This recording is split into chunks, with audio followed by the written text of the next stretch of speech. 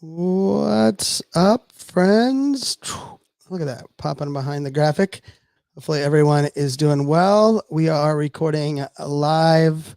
We actually have two fun interviews today. So, for everyone that's tuning in live, you'll be able to jump into both of our interviews that we have going on today, live streaming on Facebook, YouTube, LinkedIn, and even Twitter live video. And today's episode will be episode 232, which will be out on Friday, July 1st. So that'll be a lot of fun. So thanks everybody for jumping in. I do have the chat open, so I will be able to see everyone and their comments, but we are going to pause this real second and we're going to get started on the recording part. What's up, Miss Donna Bowling in the house?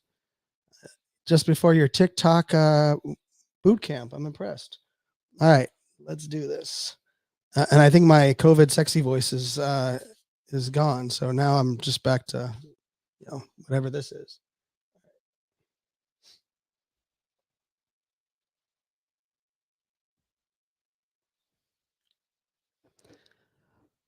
Welcome back to another episode of NFT365.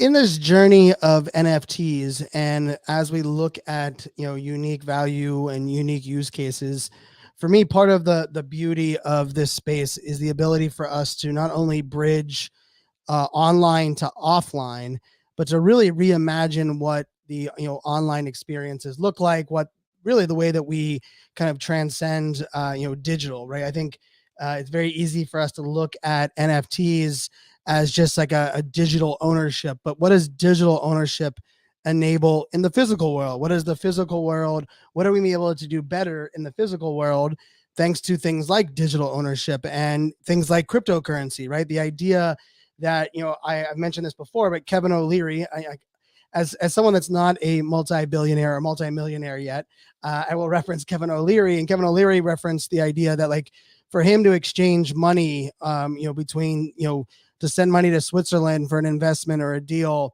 was like a 5 or 6 day process or experience to actually make that happen. And thanks to crypto, he could do that in a matter of seconds, right? Being able to transfer that shared value, shared wealth, and kind of go back and forth. And so for me, one of the things that I really get excited about are opportunities for us to look at different scenarios, different use cases, different NFT places that kind of pull things together. And so we do have a fun guest for you today. I'm gonna bring in our guest, Ed. Ed, thanks so much for jumping in. Give people a little bit of your background, and then we're gonna get into a little bit about your experience with this NFT space and some of the things you have going on with Festival Pass. Sure, Brian. Thanks for having me. Happy to be here. And I've been listening to your podcast from the beginning, or at least I'd say from the beginning, from the fall time frame. So I'm sure there's at least 100 of them in, and it's been a great journey. So thank you for that. Appreciate you educating everybody. That's awesome. To give you just background on myself is, I'm a classic entrepreneur. I've been an entrepreneur for over 20 plus, close to 25 years. It all started, I was a finance major in college, went to be an investment banker in New York. And, in 1999, left that because I wanted to actually start a business that was where I was growing the business rather than servicing other people in businesses as a banker would do. And I started my first e-commerce company. I sold that in 2001. Continued down the journey. A lot of this is actually interesting for the company we have today, and it's worth kind of bringing up.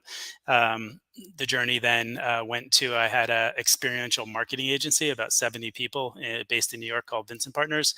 And we brought a lot of big brands to a lot of big live events. So big film festivals. We actually helped launch the Vail Film Festival. We own the Dominican International Film Festival down in the DR. We worked with Sonoma Valley Film Festival. So we really kind of got into that experience of how do we run events. That's where I fell in love with live events. I just thought it was a special time in place where it's only a moment that happens at that time versus some other kind of entertainment. Go ahead. Sorry. No, yeah, no. I love that connection of the live event side. And so I'm curious, you mentioned the agency and experimental, kind of marketing and that side. How do you look at that? I was going to just dive into the idea of like Web 2, Web 3. How do you look at like some of those lessons that we probably learned there, but we haven't really implemented in Web3. How do you connect those two dots? Yeah, and I think part of that is even on as I share a little more of my journey, you'll kind of hear more about some of those dot connecting. Okay. Um, and then it was an agency where we were bringing some of these big brands to kind of, it wasn't even Web 2 per se then, it was just in real life. And then that evolved over time. I ended up having an email marketing business and then a SaaS business. And it was kind of interesting because the SaaS business was not in the entertainment and or space. It was retail franchise stuff. Ended up selling that in 2014. But what was cool about that is I learned all about recurring revenue streams, right? And that really got me interested in, I need to build something in the subscription space. But when you tie in the entertainment side, following that business, I went back to the service side and I built a data and analytics company in the entertainment space. And that was kind of where all the dots started connecting, right? So, I loved how commerce can be transacted online in the early days. I loved how in real life events were wild and cool and interesting and unique. I really enjoyed recurring revenue models in business. And then I had this data analytics company, and we would help bring consumer data insights to everybody from A&E networks to AMC networks to film studios to all this kind of stuff. And during that time frame, there was a couple unique businesses that people have probably heard of. One was called MoviePass, if anybody heard of that, which had it was a meteoric rise and fall of a company, but they sought us out to help them with data. And when I got my hands on a lot of that data, I started understanding, well, hey, there's an amazing product market fit in the Web 2 side of people that want to engage in entertainment subscription. But it needed to be done better. And the one problem with the MoviePass space, it just, the users that got to use the product, some got a lot of value, most got no value, and it just wasn't a good long-term business model. But just learning from some of those people, the mistakes of others, really got me excited. But I think that this is where the connection comes, right? So sorry for that long-winded path, but the connection comes when we set out to build this company as a subscription, quote unquote, membership-based business. It was all about the community. It was all about this concept where in the traditional entertainment ticketing space, it's a lot of large behemoths, being purely transactional and people being effectively forced to have to buy tickets from certain channels, because of the same fact that, there's no other way to get around it. The fees are really high. And, there's a place in time for a lot of the big companies that produce shows. I mean, it's an expensive proposition to produce a big, large concert, a festival, or anything. So, there's a right time and place, but the community never really got to participate in that ownership of what was going on. So from day one, we're like, we want to build a membership-driven place where there's passion-connected experiences where people can come together. And by committing to being part of this community in terms of a membership, a monthly or an annual membership, they get a lot of benefits out of it. And this is the Web 2 side, right? This is the whole Web 2 side, was all about how do we give rewards and benefits to the community for being active, engaging members in that community, going to a lot of events and giving back to the community in some way, whether that means, helping each other out, meeting at the event, or whatever that came to be. So the Web3 side of it was, obviously after listening to your podcast, and I was interested in it prior to from the general crypto space, I started realizing like Web3 was a gift to what we were trying to build. It was the philosophical and technological advance for us to take what we've always wanted to build in membership and do it in Web3. It just makes everything easier is the wrong word. It makes everything more in line philosophically with everything we wanted to do. So now we're just super excited to utilize both technology and overall ownership philosophy into this space. Like even the whole ownership side of it, I even played around with when we first were funding the company, played around with some of the crowdfunding things because I just believed that a member and a customer should also be an owner. So when I found the Web3 space, I was like, light bulb went off and I was like, wow, this is just perfect for what we're trying to do. I love that membership owner, relationship, right? And I think, festival live events, there's such an interesting kind of connection point there.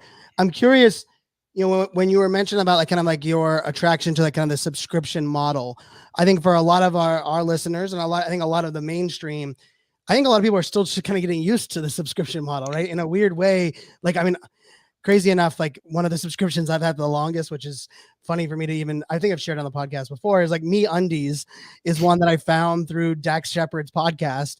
It was a sponsor of the podcast. I subscribed, and I still to this day get the, that box every month, and it's like, never was I was like, man, I wish I got underwear delivered to my house every month. But the idea that like, not only like, now I have a hell of a lot of underwear, probably more than I've ever needed, but there is something cool about that idea of like adding subscription, adding like that, like kind of recurring model, but to the point of like no real connection or value. Like I probably was one of the earliest subscribers of MeUndies in that example, to where like there's no discount that I get, there's no kind of exchange. Can you talk a little bit about like how you looked at like where subscription models might have like kind of a limitation, and then where Web3 became like that attractive piece of that? Sure. Well, first of all, it's awesome that you have a lot of underwear. I still got the A team, the B team, and the C team. I'm sure you understand what I mean. And Oh yeah. my girlfriend's always trying to throw out the C team. C team, yeah, C team, yeah. We have to keep those hidden. But the way I look at it is, in the classic core business model perspective, is subscription models work for everybody. It's a win-win for everybody. And the reason being is when a committed user is willing to engage more often, and in doing so, be willing to pay a monthly subscription or an annual subscription, whatever that means, it allows the business to have a little bit of more predictable revenue streams. So it's not transactional. And whenever there's a transaction in any business, what happens is you have to go reacquire that transaction. So it could be when you try and pay to acquire your first customer, there's a CAC in the lingo of business is a cost per acquisition, a cost per acquisition of that original user. But even when somebody is a user in the traditional transaction world, you have to resell them something every time. So the overall marketing costs get decreased on a subscription model, and there's predictable revenue. So what that means is, to most outside investors, the potential future enterprise value of a subscription-based business could be higher, even if the margin and profit is lower. Does that make sense? And the reason to say that is because if the business allows for the margin to be lower on a subscription business, we can give some of that margin back to the member. So the member wins and saves because we're able to give a product for less profit than we would if we were a transaction business. And the company wins because it has predictability and community. Yeah, I mean, I love, like that predictability piece is one that's, is, nice and interesting, but it's also like that shared, the shared value on also the shared experience side. And I'm curious, like you mentioned, you've been in the live, that space for a long while. When I was thinking about, one of the very first use cases that I shared here on the podcast about like, fan club style experience was like my Dave Matthews Band, fan club, right? I mean, I joined Warehouse in 2005, which is wild to think about, like that in like the sense of that as a band, being a fan of that band, early on, and mostly my ex-wife kind of exposing me, and then me becoming like a super fan and traveling around. But then also like kind of like disconnect, right? Because as the brand got more successful, or the band got more successful, it wasn't like we were getting, kind of residual on that. But there is something cool about like, kind of getting that festival unique access, right? And I was able to get passes before everyone else. I'm curious, when you were looking at this space, like in a Web3 arena, like how are you looking at it from like, because like there's like this creator side, there's like the brand side, and then there's like the experience side, right? And you're almost kind of merging the three, and we'll talk a little bit about the pass itself. But I'm curious, like when you were looking at all three of them, how were you kind of breaking it down to where like Web3 made the most sense at this stage? Sure. So there's a couple of things. You talk about the early adoption of Dave Matthews, or early adoption of anything. Just even the structure on how we're rolling out our project, and we can speak about it whenever you want, as we're doing it in a tranche-based environment where we're selling 1,000 at a time over a full 10,000. Like, meaning, I always like on your podcast when you talk about the quote unquote slow burn. Right. And the reality is of course it'd be nice to appropriately sell everything in a quick manner to be able to give the value back to everybody in a fast way. But the truth is, for us, it's about wanting to reward the people that come in early, for the long term, right? So the first tranche that we launch is going to be the cheapest. The second tranche will be a little more. Third tranche a little more. So by the time the 10th tranche comes, the people that came in early, like you being one of the first fans of Dave Matthews, are rewarded. So that's one aspect. On the other value side, there's other cool things that we're doing. So almost likened, and this is something we've thought about long since. And I'm thinking about the New York NFT NYC, when, whether it was Bored Apes that had their fests, or whatever it happened to be, is of course by owning access to an NFT, you got an experience, right? So we plan to and will create quarterly, bucket list events for our NFT holders only. So we'll have, tens of thousands of other subscribers, hundreds of thousands eventually, of our traditional subscription product, but only our NFT holders, only the Web3 connected folks will be able to go to those quarterly bucket list events. And I know you're a hockey fan. One of our investors happens to play for the New York Rangers, Jacob Trouba. I don't know if you know Oh yeah, Jacob. yeah, I know the Um, name. so he's an investor, and I'm not saying this is exactly what we'll do, but it would be something like going to a Rangers game in the luxury box and then hanging out with the players after. Like that would be a bucket list event we're going to do quarterly, only for 100 of the NFT holders, that kind of stuff. Nice. No, I like that. And like one of the other things that kind of came to mind, right? Like is like the festival live event space. We know as passionate people. I gave a keynote for an entire year on 10 marketing lessons from the Fire Festival, and the Fire Festival being one that like it can get a lot of hate. I was on a Twitter space with Ja Rule last week, and I was laughing because Ja Rule actually came into me giving that talk one time when I was kind of mocking. Like I was like, I can't believe we listened to a rapper and a credit card salesman and believe this event in Sure. on Pablo Escobar's island was going to be great. But to me, like the piece that was so missing underneath there is like, I remember whenever the Fire Festival ads came out, and I remember where I was at, and like and I was like, you know what, I think I want to go there. And I was like, I mean, it was attractive to me. The marketing was attractive. I love live events and festivals. I've traveled, around the U.S. I was just trying to think. I don't think I've traveled outside the U.S. Maybe that's a bucket list. Bucket list. Yeah, that's a bucket list. I haven't traveled outside the U.S. to see a concert yet. I have seen a couple concerts. Actually got to see one of a band that I love, Dispatch. They actually were playing over in Japan when I happened to be in Japan one time, which was a really cool experience to see a band that I loved being, kind of embraced by a local, fans there. But the reason I brought that up is like, we know that people are passionate and like seeking out experiences, right? And I've say this as like, as the pager wearing millennial, like I will gladly spend more money on going to an experience than I would buying a luxury vehicle or, or something, that traditionally maybe was a little bit different.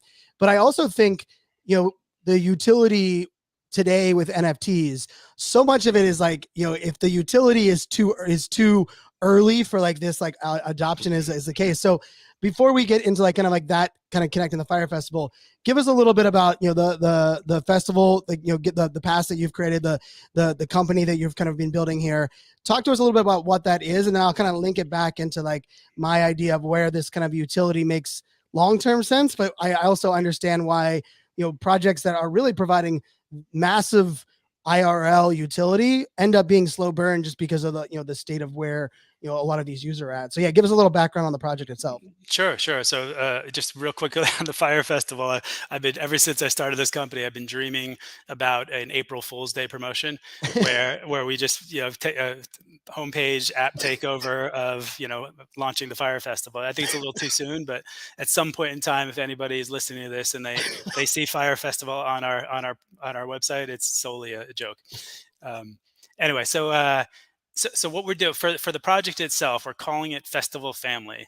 And the reason we're calling it Festival Family is because, we believe that there are certain personality types that make up our membership or our audience or our community, right? I always joke a little bit about there, in life, in the human state of psychology, there's really only 16 personality types.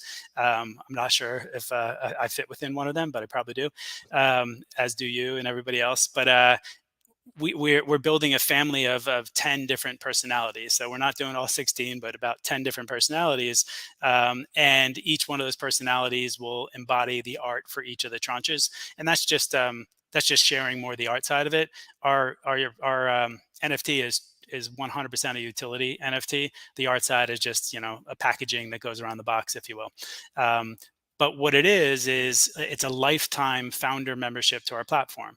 So what that comes with is every single year that somebody is a holder and owns this NFT, they'll get $1,200 worth of credits. We have a credit system on our platform. So they'll get $1,200 worth of credits every single year to redeem to go to live events. And there's about 80,000 live events on our platform.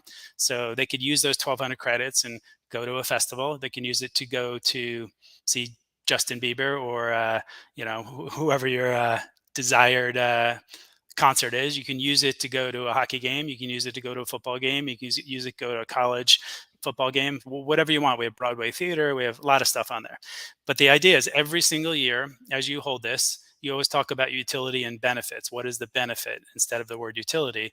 The benefit is I get immediately, the second I own this thing, you have to connect your wallet to our platform to get them.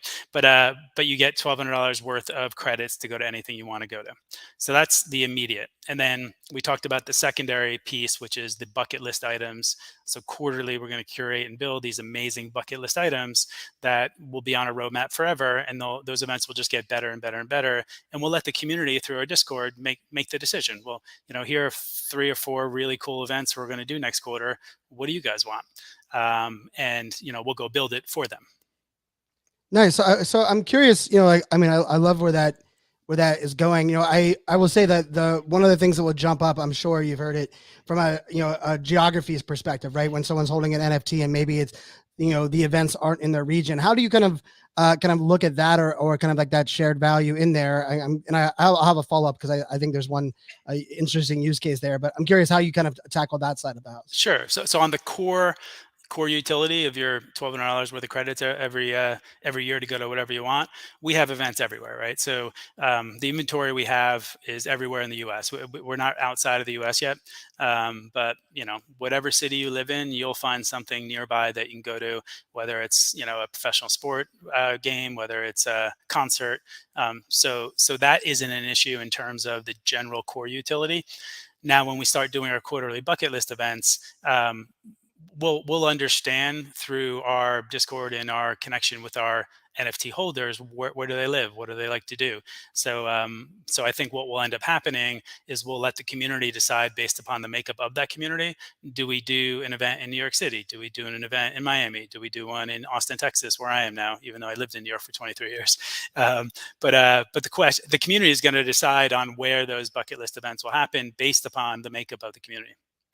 I was hoping you were going there, and I didn't know the answer to that question. So I love that you went where because I think that is such a, like, the idea of like, what is the difference between like shared ownership versus just buying something and kind of taking it as you get, right? I think there is something beautiful about being able to help curate that, right? And even, I'm a huge fan of Austin, Texas, of places where I could move in the United States. It's definitely like in my top 5. And I've been lucky enough to go to South by for, many, many years. And I like the idea of like kind of the, shared, hey, how do we, vote, or how do we all have a voice?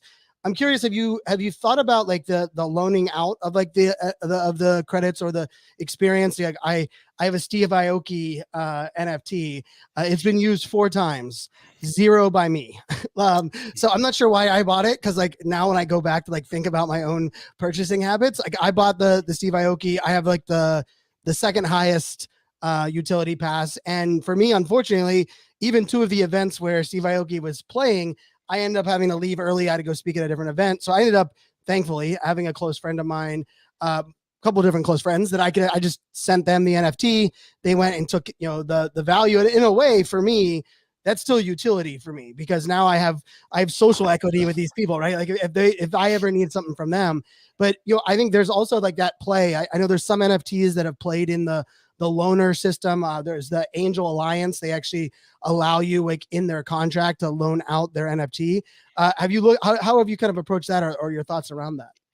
Sure. So there's two sides to that. One is once you're an NFT holder and you're getting your annual utility, which is your credits, um, there isn't really an option to send your credits to other people per se. But what you could do is you could just go in and acquire the ticket. You can get two tickets at a time, and you can say, "Hey, I want two tickets to whatever Pittsburgh hockey game," and once you do, and you now own the tickets, right? So you can always transfer those tickets to a friend or whatever you wanted to do. You would be using your credits, and it would be a little work on your side to do it. So that's just one on the meaning the utility is transferable in some capacity. And then on the side you're talking about, I don't know yet. Like I'd love to find a path to share the utility or of the actual NFT itself, or lend it or borrow it. I think we'll just have to continue to explore that. What I do want to do is create partnerships with a lot of other projects in order to have owners of our utility. Of course, we have your quarterly bucket list events, but I think I heard you and Chavi talking the other day about the fly fish Oh yeah. Yep. thing, and I was at that event in New York, and and I got to meet all the guys. Gary wasn't there, but the other three founders were there, and they're all great guys. And because we're both very utility driven NFTs, I see a strong partnership in the future between us. Like as an example, we haven't come to the final conclusion on what the partnership looks like, so I don't want to talk out of hand. But what if, right? Right. What if what if they provided, call it 100 reservation slots at Flyfish over the year, over a quarter, or whatever happens to be, for our holders, right? Yep. And therefore now our holders have access to it, and we could provide, even on our platform, a reservation. It might cost a certain amount of credits. It might be out of your 1,200 credits you might have to use 50 of them or 20 of them to get yourself a reservation slot at Flyfish, but you can only do that if you're an NFT holder. So there's a lot of interesting things that I see, and that's just one of hopefully dozens of projects we'll partner with, where we can provide community around what we're doing to help build their community, and we can do the same by giving access to ours. So I'm curious, I think that's sweet play, right? I think the partnership vehicle ends up being, the doors are opening, the more Web3 innovation, the more partnerships that'll be aligned for what you're building there. For anyone that was at NFT NYC or listened to pretty much like the last couple of weeks of my episodes, like figuring out like events to go to or in person, like it was a nightmare of just figuring out like where was what, and then also kind of getting like that validation at the door. And I know you mentioned like, claiming credits, and then getting, kind of the tickets.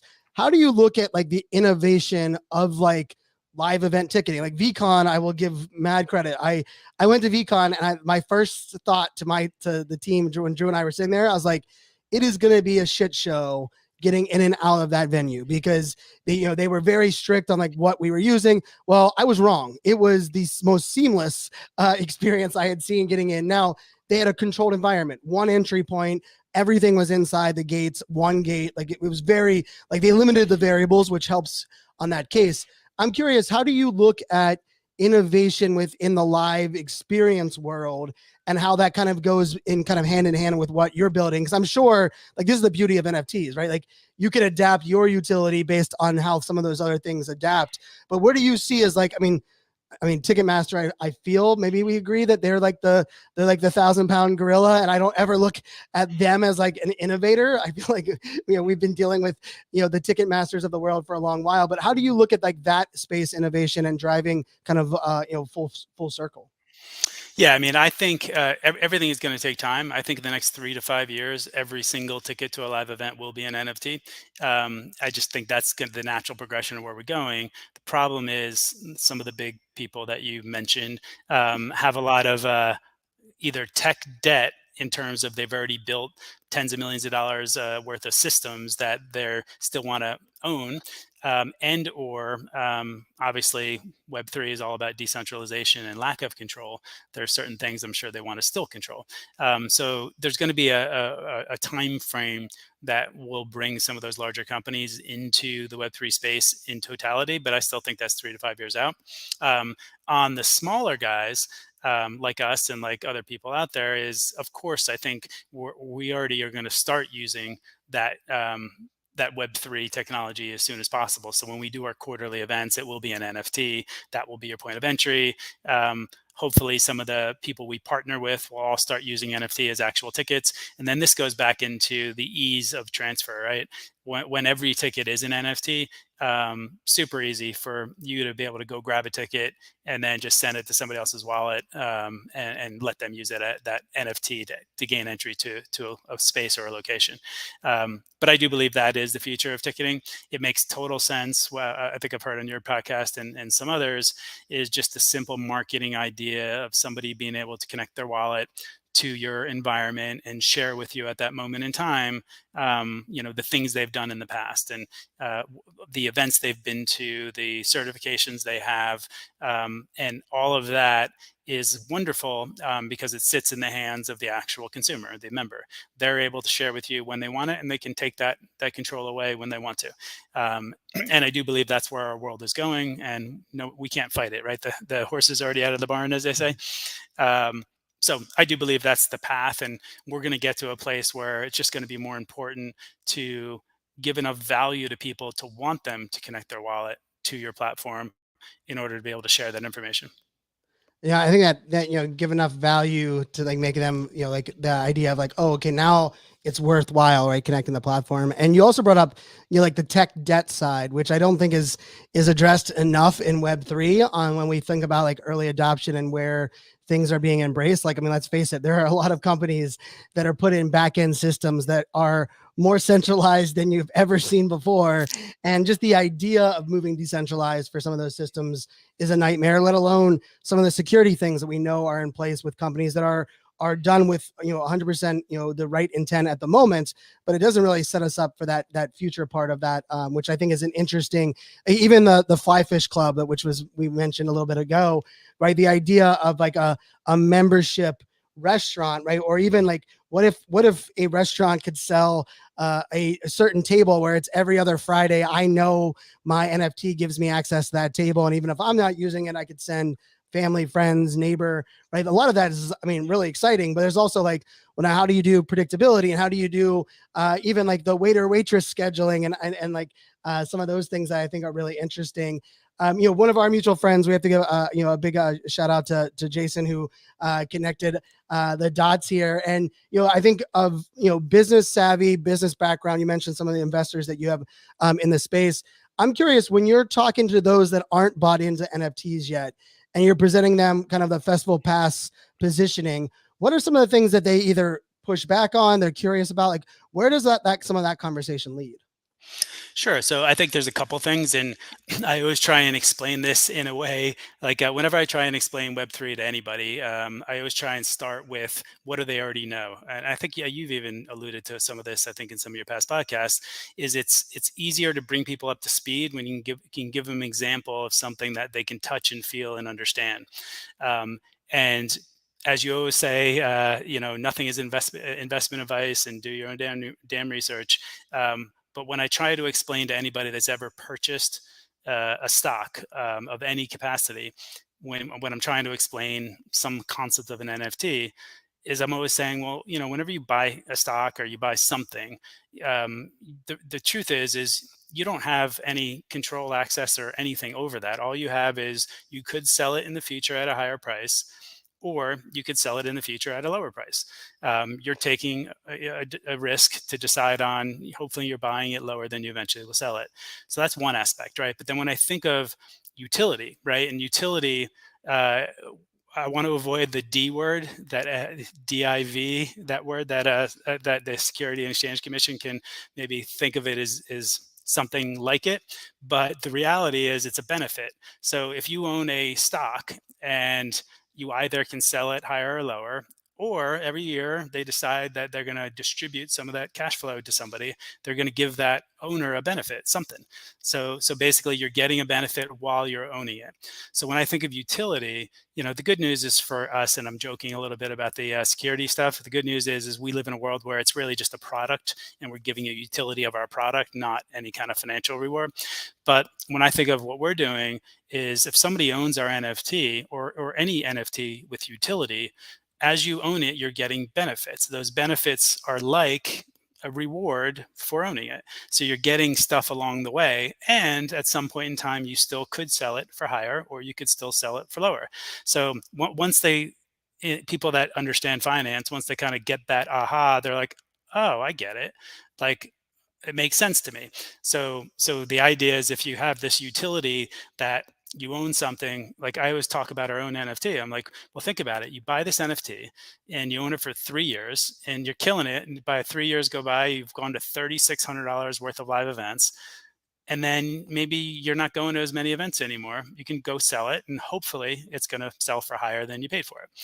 It's like a no-brainer. It's just that simple concept, and it puts the control back into the user, the owner, because they potentially can get their entire investment back in the future, or they could lose it, but they could get their investment back even after they've gotten all the benefits, which is exciting. Yeah, and this is such a this is like a stickler of mine, right? Like I just like my daughters went. I was actually supposed to go for a Father's Day baseball game last night. My Pittsburgh Pirates are playing the Washington Nationals here locally, and unfortunately, COVID got me locked down in quarantine. So my ex-wife took my daughters, and I was thinking about it from like the standpoint of like, you know, we went spent $100, $25 a ticket or whatever it may have been. At no point did the game end, and I was like, okay, now I want to resell these tickets for the game that I just went and already saw that was over, right? Like the value of that experience was not determined on my ability to resell those tickets afterwards, right? Like, which I think, you know, in the NFT space, like to your point, yes, you could gain that value for 3 years and even sell it. But even if, like, in the way that I looked at it, like you sell it for $1, in many cases, that's more value, utility, benefits than you would get from any of the other experiences, quote unquote, like a Web 2 type arena. Not to mention, like, let's look at like implied value, that things that could be there where, well, all of us that were in the Discord that were all going to that one event, we gathered up and met we did a tailgating beforehand, and we got to meet. And now all of a sudden we're walking into an event with a group of people that we are connected with. Like, people don't like to think about that part of like, how much utility and value would you put in there, right? I think that is one. Like I used to blog for SteelerNation.com, and the website was great. We had a lot of blogs, but people, when we surveyed them back then, they were like, the only thing we really care about is that we could go to one tailgate and we knew who was going to be there just because of SteelerNation.com, the blog. Yep. And I was like, wait, we're putting 3 blogs out a day. We're creating all this value. And they're like, no, I just want to connect with like-minded people that share the values. You're also kind of facilitating that. And I think in a way that, I think that's where I mentioned earlier, I think it's hard for people to see that in this Web3 of like the residual benefits being like, I'm aligning myself with others that I'll be connected with when I show up to a live event. I mean, and there's really, introvert or extrovert. I think that is one that I hopefully people will start to see, more as a, a value in a use case as well. I agree. And one of the things that we're considering doing, or we will be doing in our Discord, is creating kind of localized environments for people to connect. So I think the first channel we'll open up is Austin, right? So it's kind of like, well, hey, you're in a Discord and maybe there's a few hundred of you in the Discord in Austin. You should be able to connect. And if you guys become NFT holders and or even subscribers to our overall platform overall, is, you should be able to connect there and say, hey, 20 of us are going to Austin FC soccer game. Let's all meet at this bar. Let's all hang out. And then the more and more we see that as a community, we'll start doing cool shit. We'll say, well, great guys, I love that you guys are starting to meet at this bar, every Thursday before one of the games. I tell you what, Festival Pass or Festival Family will host, a tailgate or a pregame at that space. And I just get super excited about having the community let us provide some of that additional utility and benefit, just because, there's never really been a way for us to understand all this of what happens outside of the world for a company that is an online driven world, bringing people to an IRL world. Yeah, and it goes both before the events and after the events too, right? Like, I mean, the last 3 days I've been in nothing but, NFT NYC after event Twitter spaces. And, part of that is like, hey, we all experience something together. Let's get back online and share like our own versions, experiences. Maybe we can learn in the future. I think that's a fun one. I'm curious, have you thought about like, I know a lot of NFT projects founders listen to the podcast. A lot of people that are either already founded a project or hoping to found a project.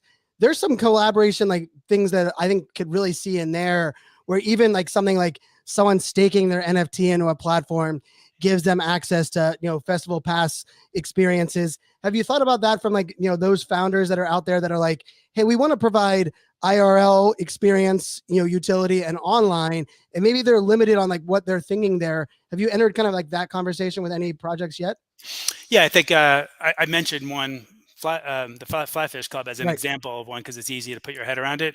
But yes, we absolutely are talking to a bunch of other communities, and we welcome more.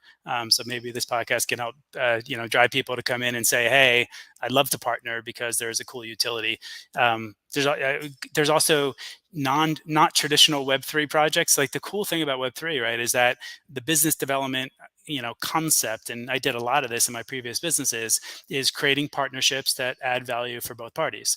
Right. So it's so awesome in Web3 because the NFT itself becomes this verifiable tool that makes it easy to provide cross-pollinated value for each other. In the old days, it was difficult, right? It was like, use this coupon code, or try and verify that you're from this community when you show up at this event, or whatever it was, and it just was difficult. And now, just being able to simply say, hey, connect your wallet, let me see that you have these 3 or 4 or 5 NFTs, and therefore, of course, you get these benefits. Yeah, I always love the idea of like, you're gonna be able to build some micro communities within the, the Festival Pass arena, is also connecting kind of some of the communities in and out. Right? I think like, even thinking about us with, the super powered NFT that we're building out from a utility perspective, right? Like, Austin, Texas, as you brought up, right? Like I know a lot of, of our listeners in my community, there are a lot of people that are in that, Texas area. So for me, there's an element of like, okay, what if we, had a couple of festival passes and we're able to buy, use some of our, our claims to actually give some access to that. And then we have a meetup out there. Even, one of the projects we actually just, they're coming on the podcast probably a week or so after this airs, the Divine Wine Project. There's a DIVIN, and they're kind of like a wine subscription model meets wine experience. And one of my good friends is one of the investors and partners on that project. And I was thinking about that version of it as well, right? Like Sure. how many of those type of experiences can I connect the dots? For those that are listening that might be interested, what's we'll put the links and everything in our show notes, but give them a little bit of an idea of what, if they jump on and mint now, what are some of the things they can experience or look forward to? Yeah, so as I was mentioning, like we're doing it in tranches, right? So what we're trying to do is we're going to probably do a private sale in a couple of weeks with just a lot of people that have supported us early on, and then we'll do our allow list. We'll start, soon thereafter, and then the public mint is probably within about 4 weeks. So the easiest way to get in, one, if you have other projects or founders of other projects and you want to collaborate, for us to come together and provide some allow list spots for other projects, of course, we can do stuff like that. But even as individuals, just come join our Discord, join our Twitter, join our Discord, and even through Discord, you can find ways to get on the allow list. We're all about trying to get everybody that's willing to participate early on. It's kind of a crazy, I won't give the exact price, but the first tranche we're going to go out with at less than 1 ETH. And if you think about the value, the $1,200 a year in credits you're going to get in perpetuity forever in life, and you can mint it for under an ETH, it's pretty incredible. So the idea is anybody getting in early, it's just going to be a fascinating win. And obviously this is not investment advice, but down the road when it's selling at a much, much higher price, it will be, super special for people getting in early. Yeah, and I think not only on top of getting in early from the price point, but also being able to help shape some of the directions that you mentioned. You talked about like the regions and the things that you're going to kind of develop within Discord. I will challenge everybody that's listening, right, for projects that you believe in, or the ideas or concepts that are kind of open your mind, like jumping in early with them and kind of embracing that. Like you will be amazed how much like Web3 is kind of like molded. We are all molding this together, right? As the industry changes, a trend changes, it is about molding it together. And so the more people that jump in early on projects that they are passionate about, I think they end up benefiting in ways they probably didn't even imagine. And I can say that firsthand. There's a couple projects that jump to mind that actually one of them has not minted yet. And I jumped in their Discord 6 months ago. And it's so funny. I jumped in because I was like, oh, I love the concept. The concept has actually drastically changed. I love it even more, but I know that I probably wouldn't, I know that the concept changed partially because I've been involved and I've been able to help shape that. And there is something really cool about that. So, Ed, this is great. I'm excited to, continue the journey, see how this kind of unfolds. We'll make sure for those in our Discord, we'll share out some links, make sure we get taken care of on the allow list. Is there any, final remarks, any last comments you want to leave the audience with? Yeah, I mean, something that I think you said a couple podcasts back that I really liked about social council or people that want to get more involved, and we're open to that. Like, so if there's anybody out there that is engaged and wants to participate more in our Discord and kind of help us with our community, we love it. It's like, I think the beautiful thing about Web3 is, I even have this thing on my desk from Ronald Reagan, actually, even though I would not call myself a Republican by any stretch of the imagination, but back then it was a little different. But it says there is no limit to what a man can do or where he can go if he doesn't mind who gets the credit, right? So in our community, it's like, I don't care who gets the credit. I just want to grow something that everybody can actually, years from now say that's the way live events should be. We're so frustrated by the traditional way. You have to accept it, but it doesn't have to be that way. Let's build together. I love it. That is truly a we is greater than me, like mantra and alignment. And I have to say, I appreciate, the listening to the podcast, and you even quoting back some of the things that I've said. That means the world to me too, right? I love being able to connect worlds. Shout out to Jason Dorsey, who connected the two of us, and you were already a listener of the podcast, and that's the other part of this that I think is also beautiful, that like we can work together through networking and some of the great experiences that we already have kind of been working towards, and now hopefully help shape additional things. So I will definitely be in that Discord and excited to come on this journey. I mean, I spent almost all of my money on going to in-person events and experiences and live everything. So that for one, you got me hooked on that side. So for all of our listeners, we'll put the notes, all the links in the show notes.